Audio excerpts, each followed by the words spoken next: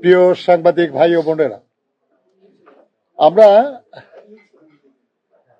আপনারা শুনেছেন আমাদের সহকর্মী, সংগ্রামী ছাত্র নেতা, স্বেচ্ছাসেবক নেতা এবং জননেতা অ্যাডভোকেট রুহুল কবির রিজভী আহমেদের কাছ থেকে যে আমরা প্রধান নির্বাচন কমিশনার, দুইজন নির্বাচন কমিশনার এবং নির্বাচন কমিশনের সিনিয়র সচিব মহোদয়ের সঙ্গে আমাদের একটা প্রতিনিধি দল আমরা কথা বলেছি এবং কিছু বিষয়ে আলোচনায় আমরা সন্তুষ্ট, কিছু বিষয়ে আমাদের যে রেসপন্স সেটা আমাদের আশানুরূপ হয় নাই, কিন্তু এটাই স্বাভাবিক, আলোচনায় তাই হয়। এনিওয়ে, যে আলোচনা হয়েছে আমি আপনাদের সামনে সংক্ষেপে উপস্থাপন করতে চাই। সেটা হলো যে আপনার একটা সিদ্ধান্তের কথা আমরা জেনেছিলাম যে BNCC, Bangladesh national cadet corps, এরা ছাত্র, তাদেরকে নির্বাচনী কাজে যুক্ত করার একটা কথা হচ্ছিল। ইতিহাসে প্রথমবারের মতো এই সিদ্ধান্ত নেওয়ার কথা আমরা শুনেছি। এটা এখনো চূড়ান্ত কিছু হয় নাই হয়তো, কিন্তু আমরা জেনে এটা আমরা আমাদের দলের পক্ষ থেকে আমরা নির্বাচন কমিশনকে বলেছি যে ইয়াং বয়সে এত ছাত্র, তাদেরকে সংসদ নির্বাচনের মতো একটা মানে জটিল রাজনৈতিক প্রক্রিয়ায় সম্পৃক্ত করা ঠিক হবে না। এই কাজে যুক্ত হলে তারা এবং তার প্রতিষ্ঠান বিতর্কিত হতে পারে। সেজন্য বেটার হবে যেন তাদেরকে নির্বাচন প্রক্রিয়ায় সম্পৃক্ত করা না হয়। কারণ আমরা জানতে পেরেছি যে এটা যদি করা যায় আর কি, তাহলে এরপরে বলা হবে স্কাউটদেরকে এ কাজে নিযুক্ত করা হোক। এর কতদিন পরে আবার হয়তো বলা হবে আর কি যে গার্লস গাইডকে যুক্ত করা হোক। তা আমরা মনে করি সেটা হলো আইন শৃঙ্খলা রক্ষাকারী বলে আইনে যাদেরকে উল্লেখ আছে, তাদেরকেই নির্বাচনের কাজে রাখা উচিত। তারা আমাদের কথার যৌক্তিকতা স্বীকার করেছেন এবং এ ব্যাপারে তারা আলোচনা করবেন এবং করে সিদ্ধান্ত নেবেন। আমরা এটাও জানতে পেরেছি যে নির্বাচনের দিন বা নির্বাচনে বিভিন্ন নির্বাচনী এলাকায় শান্তি শৃঙ্খলা রক্ষার নামে একটা করে শান্তি কমিটি নাকি গঠন করা হবে। আলোচনা শুনেছি আমরা আর কি। এক নম্বর তো শান্তি কমিটির শব্দটাই আমাদের কাছে খুব অপ্রিয় শব্দ, যদিও আমরা শান্তিবাদী মানুষ। নির্বাচন কমিশন বলেছেন এ সম্পর্কে তাদের কিছু জানা নাই, তারা এই ধরনের কোনো কমিটি করার ব্যাপারে কোনো সিদ্ধান্ত নেন নাই।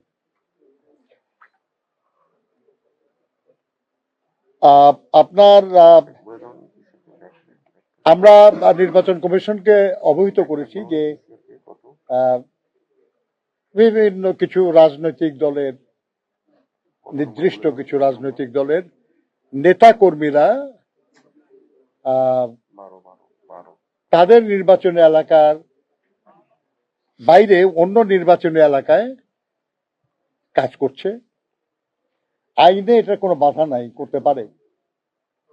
তবে তারা যেহেতু সেই এলাকায় স্থানীয় নন, সবাই তাদেরকে চেনে না, অতএব তারা যেন নির্বাচনের সময় বা নির্বাচনের 2 দিন আগে তারা যেন সে এলাকার থেকে চলে যায়, তারা যেন না থাকে সেখানে, এবং সেখানে থেকে নির্বাচনী কর্মকাণ্ডে বিশৃঙ্খলার কোনো সুযোগ না দেয় সেজন্য আমরা অনুরোধ জানিয়েছি। এবং এটা স্বাভাবিক একটা প্রক্রিয়া যে নির্বাচনী কর্মকাণ্ড যখন বন্ধ হয়ে যায় তারপরে আর সেখানে যারা ভোটার না এমন কারো থাকা স্বাভাবিক না, উচিত না। তারা এই ব্যাপারে ব্যবস্থা নেবেন বলেছেন।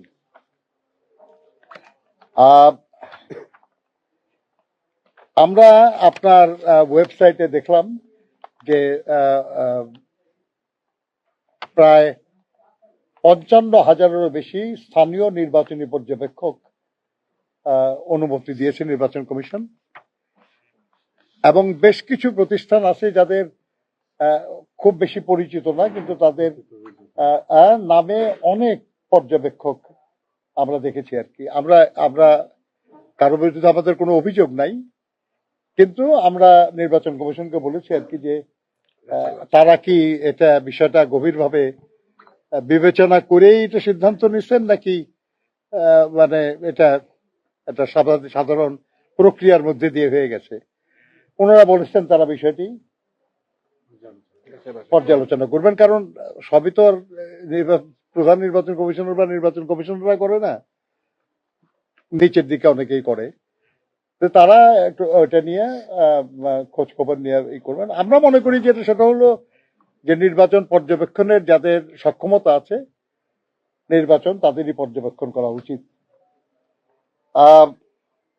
আর একটা জিনিস হলো যে আমরা নির্বাচনী পর্যবেক্ষক যারা তারা ভোট কেন্দ্রে যাক আমাদের কোনো আপত্তি নাই, কারণ তারা দেখুক যে ভোট কেন্দ্রে যে নির্বাচন কেমন চলছে, কেমন হচ্ছে। কিন্তু একসাথে বেশি পর্যবেক্ষক যে নির্বাচনের কর্মকাণ্ড যাতে বিঘ্নিত না হয় এই ব্যাপারে সচেতন থাকা উচিত সবারই আর কি। আমরা নির্বাচন কমিশনকে এর আগেও বলেছিলাম যে গত প্রায় 1-1.5 বছরের মধ্যে ঢাকা মহানগরী সহ দেশের বিভিন্ন এলাকায় প্রচুর ভোটারের মাইগ্রেশন হয়েছে, যে বিশেষ বিশেষ কিছু এলাকায় অনেক নতুন ভোটার হয়েছে, যেটা অস্বাভাবিক, এরকম কখনো আগে হয় না। নির্বাচন কমিশন এই ব্যাপারে তার সংশ্লিষ্ট বিভাগে খোঁজ নিয়ে যেটা জেনেছেন বলে আমাদের জানালেন সেটা হলো যে না, এরকম বেশি হয় নাই, কোন আসনেই 2-3 হাজারের বেশি এরকম হয় নাই আর কি। আমরা তাদেরকে এ ব্যাপারে তাদের কথায় আমরা সন্তুষ্ট হতে পারি নাই, এবং আমরা নিশ্চিত জানি যে তাদের যে তথ্য যারা সরবরাহ করেছে তারা সঠিক তথ্য সরবরাহ করে নাই। প্রকৃতপক্ষে অনেক বেশি ভোটার মাইগ্রেশন হয়েছে। আমরা তাদের কাছ থেকে আসন ভিত্তিক ভোটার মাইগ্রেশনের তথ্য আমরা জানতে চেয়েছিলাম, তারা বলতে পারেন আমাদেরকে। আমার ধারণা আর কি যে তারা নিজেরাই এটা দেখবেন, তাই দেখলে হয় আর কি। আমরা তো চাচ্ছি আর কি যে এটার মধ্যে যদি কোনো সন্দেহ করার মতো থাকে কিছু, তাহলে নির্বাচন কমিশনের উচিত ব্যাপারে ব্যবস্থা গ্রহণ করা। আমরা এটাও দেখেছি যে এটা নতুন না কিন্তু দুর্ভাগ্যজনক, সেটা হলো যে এমন হোল্ডিং নাম্বার যেখানে 4-5 জনের লোক বেশি বসবাসই করে না কখনো, সেখানে 20-30 জন ভোটার হওয়ার অভিযোগ এসছে আমাদের কাছে।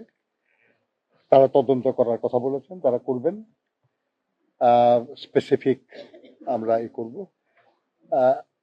হয়তো হোল্ডিং নাম্বারই নাই, কিন্তু কিছু হয়তো ভোটার সেখানে, এগুলেন কিছু মন্দ লোকরা করছে।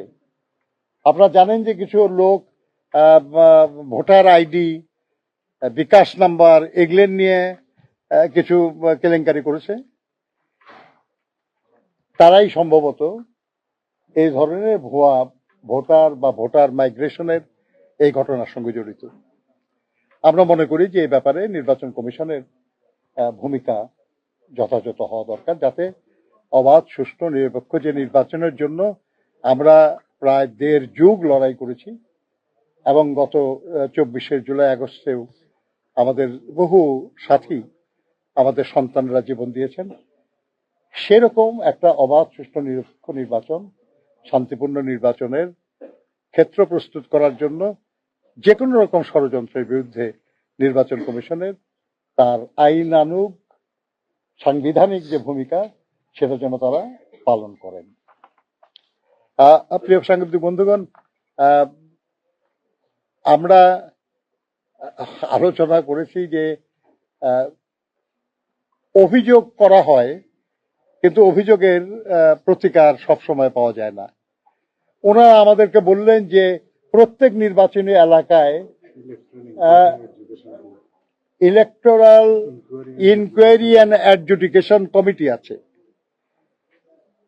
আমরা জনগণ, এমনকি রাজনৈতিক দলের নেতৃবৃন্দ কিংবা প্রার্থী, তারাও এটা খুব ভালো করে জানে না। আমরা নির্বাচন কমিশনকে বলেছি যে আপনার সংশ্লিষ্ট কর্তৃপক্ষের সঙ্গে কথা বলুন যে এই কমিটির যেন দৃশ্যমান হয়, এই কমিটি যেন তারা যে এই দায়িত্ব পালন করছেন এটা যেন জনগণ জানে, এটা যেন নির্দিষ্ট এলাকার যারা প্রতিদ্বন্দ্বী তারা যেন জানে, যাতে করে তারা কোনো অভিযোগ থাকলে তাদের কাছে করতে পারে। ওরা বলেছেন এই ব্যাপারে তারা আলোচনা করে দেখবেন। আমরা এটাও বলেছি আর কি যে এমন সব নির্বাচনের আচরণবিধি লঙ্ঘনের ঘটনা ঘটছে যেটা শুধু মানে আইন অমান্য বা আইন ভঙ্গকারী না, আমাদের ধর্মীয় বিশ্বাস, আমাদের আবেগ এগুলোকে আহত করছে, অথচ এই ব্যাপারে নির্বাচন কমিশন কোনো ব্যবস্থা নিচ্ছে না। যেমন আমরা দেখেছি আর কি যে কেউ কোন দলের পক্ষে বক্তৃতা করছেন যে কবরে 4টা প্রশ্ন করা হবে। আমরা যারা মুসলমান আমরা সবাই জানি যে আসলে 3টা প্রশ্ন করা হয়, যে তোমার ধর্ম কি, তোমার রব কে এবং তোমার নবী কে। এখন ওনারা বলতেছেন যে 4র্থ প্রশ্ন নাকি করা হবে যে তুমি একটা নির্দিষ্ট মানে সেই প্রতীকে ভোট দিছো কিনা। না বললো তো আর কোনো উপায় নাই আর কি। তো ব্যাপারটা হাস্যকর না, এটা আমি বলতেছি যে এটা খুবই দুর্ভাগ্যজনক আর কি, যে মানুষের আবেগকে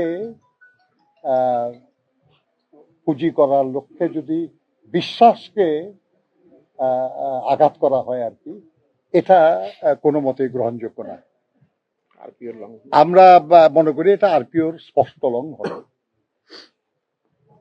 এরকম আরো বেশ কিছু বিষয় আছে যেগুলো আমরা বলেছি তাদেরকে যে দেখেন এগুলো কোনো কিছুই গোপন না, এগুলো ক্রমাগত আসতেছে, ভিডিও বের হইতেছে, এবং এটা এআইও না, ফ্যাক্ট চেক করে দেখা গেছে এগুলো এআই না, এগুলো সঠিক। অতএব এইসব ব্যাপারে আপনাদের ব্যবস্থা নেওয়া দরকার। আর না হলে একটা নির্বাচন গুরুত্বপূর্ণ, কোনো সন্দেহ নাই, কিন্তু মানুষের বিশ্বাস, মানুষের আস্থা, এটা আরো অনেক বেশি গুরুত্বপূর্ণ, এটা যেন বিঘ্নিত না হয়। ওনারা বলেছেন যে এ ব্যাপারে তারা তাদের যা করার চেষ্টা করবেন তারা করতে।